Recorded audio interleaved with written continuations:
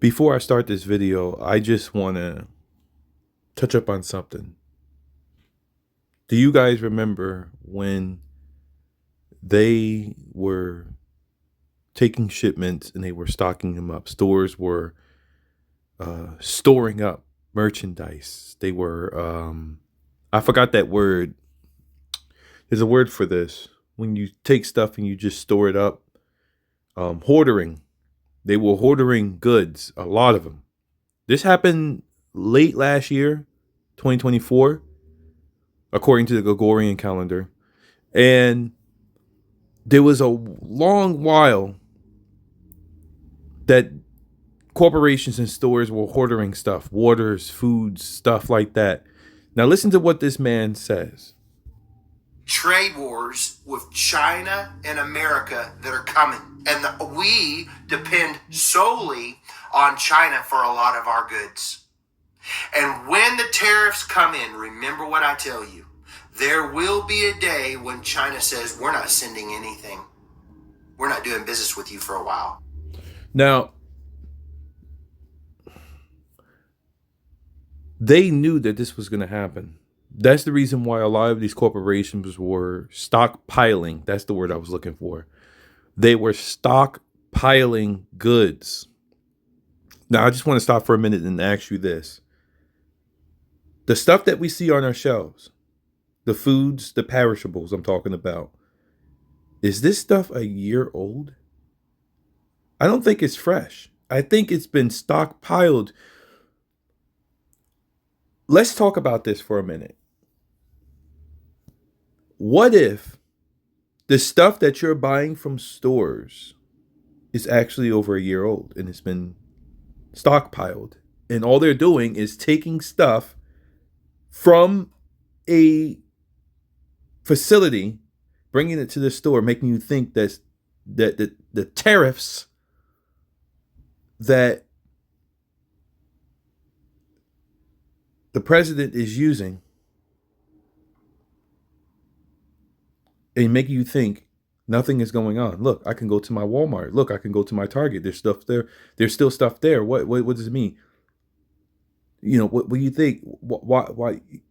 So you think that nothing is going on because you can go to your Walmart and still see stock shelves when this stuff is coming from facilities that have been stockpiled. And all they do to keep their businesses and corporations running, because remember, corporations come from the word corpse, is actually dead. That's the reason why a lot of these small businesses died out during 2020. So think about this for a second. Long while.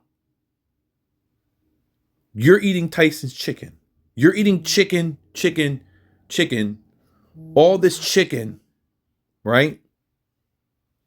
Where's that chicken coming from? If all these places have burned up, all we during the years, we've been watching a lot of these facilities and places burn up, right?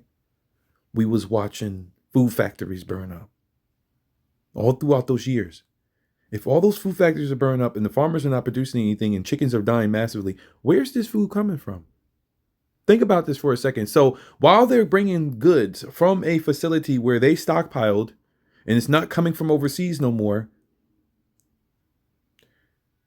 and all they do is just slap on a higher price to the same item, right? To the same exact item, making you pay more for the same exact item that they're pulling from stockpiled storage facilities. Think about this for a second. As a strike. And when this strike takes place, our grocery stores, our Walmarts, our Targets will have nothing in them. I saw shelves with cobwebs in the corners, representing a longer period of time with nothing on them. And they had to take the goods from one store and put it in another store to fill that store up so that they would have something in it, because they had no merchandise to put in it. So they just took from other stores to fill the one store, and they shut that store down. So what do you think if you think that it is coming from stockpiled facilities instead of from other stores, and meanwhile they're stocking up places and making you think that there's nothing going on. There's no tariffs. There's no nothing going on. They're making you think this. Because when you go to your store, you see a stock shelf. So the alarm is not there. The panic is not there. And that's why this man says they're bringing it from one store, bringing it to another. I don't believe that's the case. I believe that they're bringing the supplies from a storage facility.